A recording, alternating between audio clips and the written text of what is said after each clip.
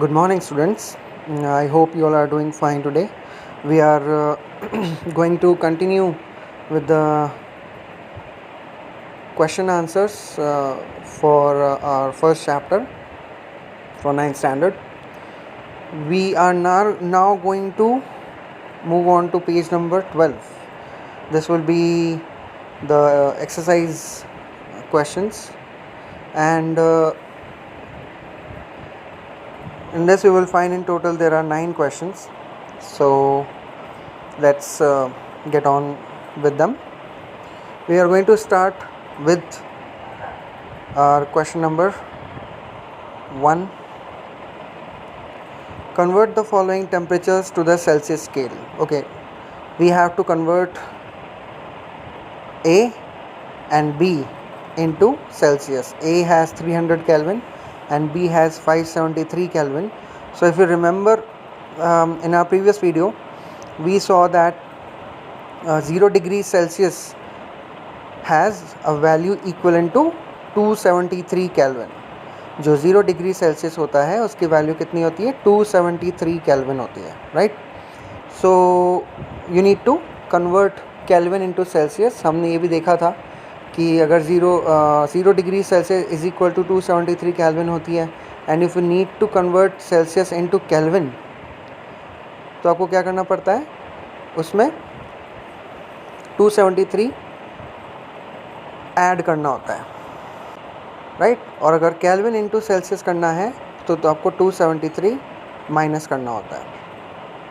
सो यहाँ पर हमारे सामने सिचुएशन यही है. First question you will have to do it yourself. Then comes the second question. इसमें भी आपको अपने आप करना है. इसमें आपको टेम्परेचर्स, अब यहाँ पर आपको रिवर्स करना है. केल्विन को आपको कन्वर्ट करना है सेल्सियस में. Okay, so as we have done earlier, this is the similar situation. Now let's move on to question number 3.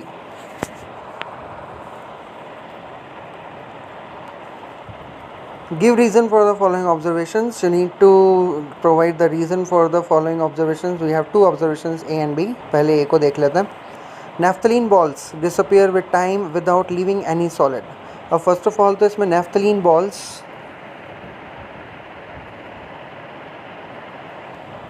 जो होती हैं, they are basically the let's take an example.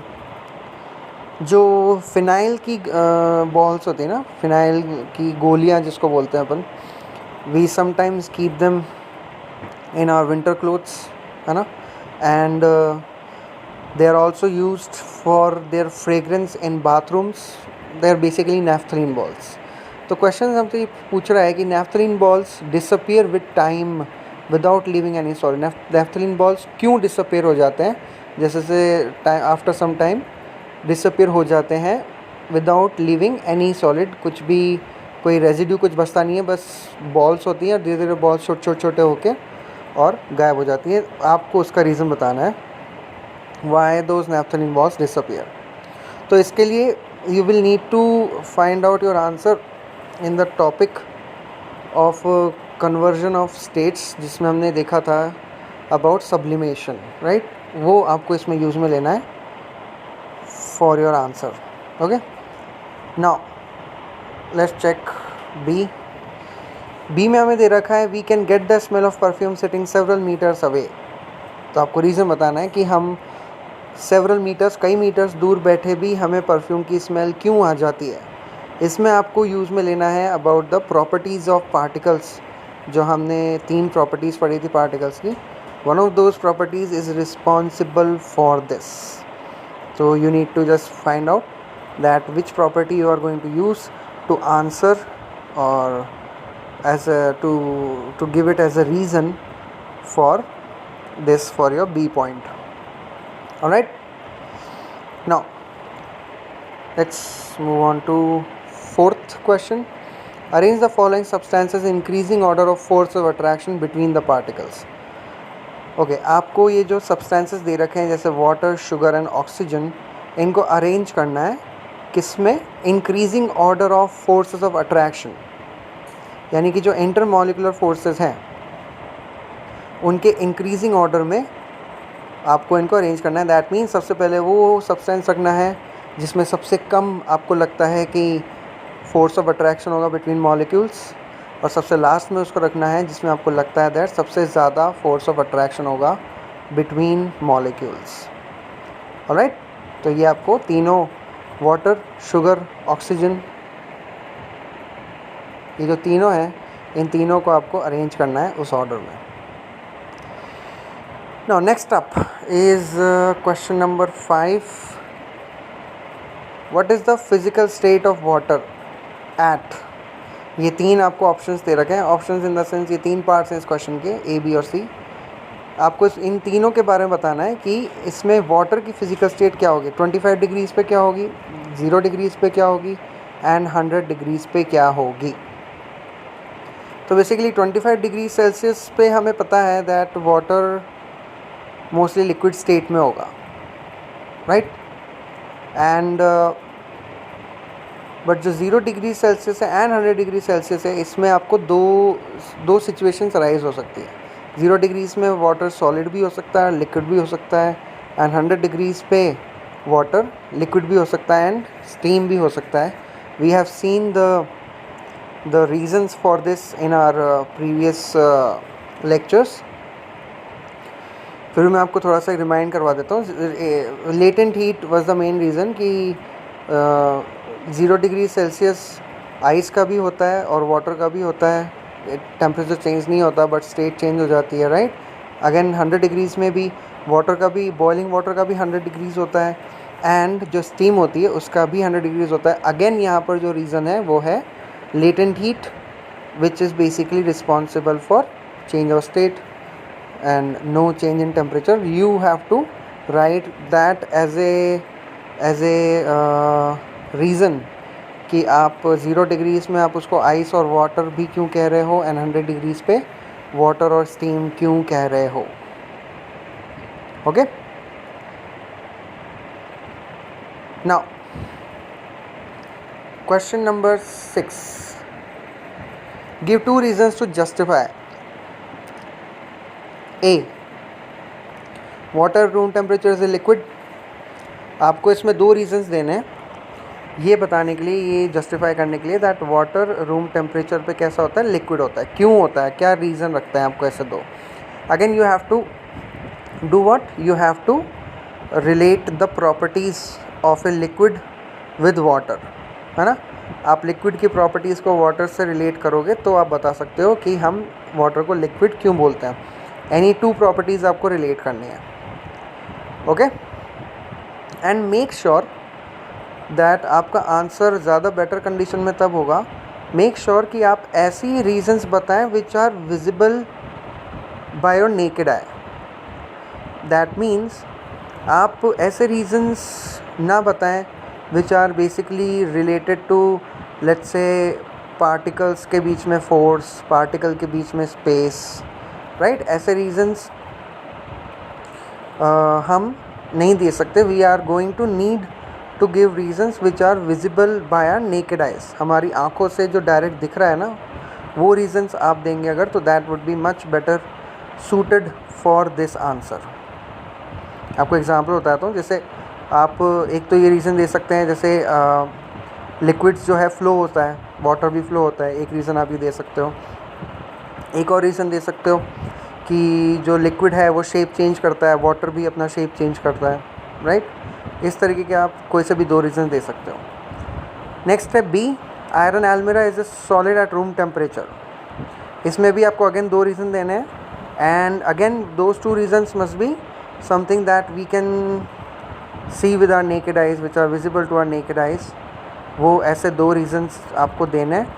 Solid की कोई से भी ऐसी 2 प्रॉपर्टीज़ को आप आयरन एल्मिरा की प्रॉपर्टीज़ से रिलेट करके आंसर लिख सकते हो, right. So this was the question number 6. Next up is question number 7. Why is ice at 273 Kelvin more effective in cooling than water at the same temperature? जो ice है 273 kelvin पे ज़्यादा effective क्यों है cool करने में than water at the same temperature. 273 kelvin that means 0 degree Celsius. तो कुल मिला के क्वेश्चन ये पूछ रहा है कि जो आइस होती है 0 डिग्रीज़ पे और वाटर भी 0 डिग्रीज़ पे होता है जब आइस मेल्ट होना स्टार्ट होती है, राइट। बट उस वाटर के कंपैरिजन में आइस ज़्यादा इफ़ेक्टिव क्यों होती है कूल करने में, ऑल्दो दोनों का टेम्परेचर सेम है। आइस का टेम्परेचर भी 0 डिग्रीज़ एंड आइस से जस्ट मेल्ट हुआ जो वाटर है वो भी 0 डिग्रीज़ पे ही होता है, बट स्टिल आइस कुल मिला के ज़्यादा ठंडी क्यों होती है। This is what question is asking. Now you will have to write the answer by relating it with again latent heat से आपको रिलेट करना है। Look we have what we have seen according to that, हमने latent heat के बारे में जितना भी तक देखा है उसके अकॉर्डिंग आइस में लेटेंट हीट क्या होती है, कम होती है ना, इसलिए वो आइस है। लेटेंट हीट जब वो एब्जॉर्ब कर लेता है एटमॉस्फेयर से तो वो क्या बन जाता है, वाटर। तो वाटर और आइस का टेम्परेचर सेम हो इवन देन आइस ज़्यादा बेटर ठंडा क्यों कर रही है, बिकॉज आइस में हीट कम है, लेटेंट हीट कम है ना। वाटर में थोड़ी लेटेंट हीट ज़्यादा होती है, that is why temperature still same होता है, लेकिन फिर भी वो इतना ज़्यादा कूल नहीं है जितना ज़्यादा आइस है। तो लेटेंट हीट को आप एक रीज़न ले सकते हो इसमें for your answer in A proper language. Now let's look at question number 8. What produces more severe burns, boiling water or steam? Again, just like question number 7, इसमें भी आपको लेटेंट हीट ही लेना है। क्वेश्चन ये पूछ रहा है कि जो बॉइलिंग वाटर है और उससे बनने वाली जो स्टीम है, इन दोनों में से कौन सी चीज़ ज़्यादा गर्म हो सकती है, ज़्यादा सिवियर बर्न्स प्रोड्यूस कर सकती है, बॉइलिंग वाटर या फिर स्टीम। अगेन आपको लेटेंट हीट के केस में उससे रिलेट करके ही ये आंसर देना है। Boiling water basically has lesser amount of latent heat in comparison to steam, because boiling water converts into steam only after absorbing latent heat. So steam has more amount of heat in comparison to boiling water.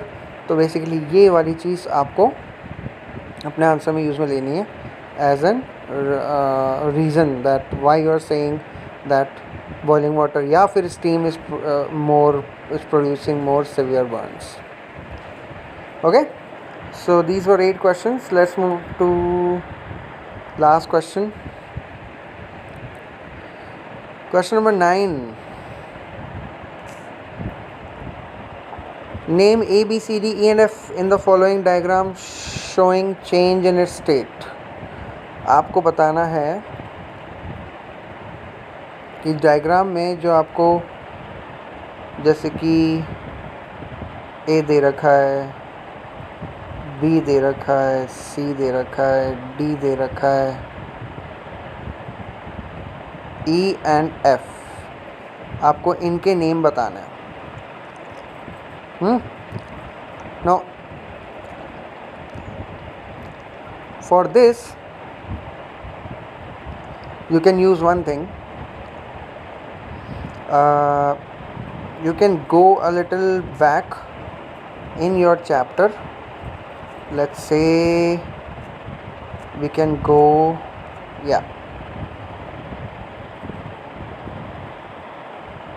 this, ये वाली जो table है figure 1.9, this you can use for answering your question number 9. Alright, remember this figure 1.9 on page number 8. This you can use for answering your question number 9. इसमें आपको कुछ नहीं है, सिर्फ नेम्स लिखना है ऑफ ऑल दीज। सॉलिड से liquid होता है तो हम क्या बोलते हैं उस प्रोसेस को, लिक्विड से गैस में कन्वर्ट होता है तो क्या बोलते हैं, गैस से लिक्विड वापस कन्वर्ट होगा तो सी में क्या आएगा, लिक्विड से वापस सॉलिड कन्वर्ट होगा तो डी में क्या आएगा, एंड सॉलिड से अगर गैस बनेगा तो ई में क्या आएगा, एंड गैस से अगर डायरेक्ट सॉलिड बन रहा है तो एफ में क्या नेम आएगा प्रोसेस का। This you need to answer. So वो चीज़ आपको फिगर जो हमने ऊपर देखा था उसके through you can get this. Alright. So these are the your questions for this chapter. These are the questions which are present in our book, in the chapter, in the middle of the chapter, and in the exercise. And now what we are going to do after this, I am going to give you some extra questions. We are going to discuss some extra questions about this chapter, and which will help you to understand much better the topics, which will help you to basically read the topics much more deeper, and help you to understand the language of questions. So do these questions in your notebooks, and the extra questions that we are going to do, that would be in our next class.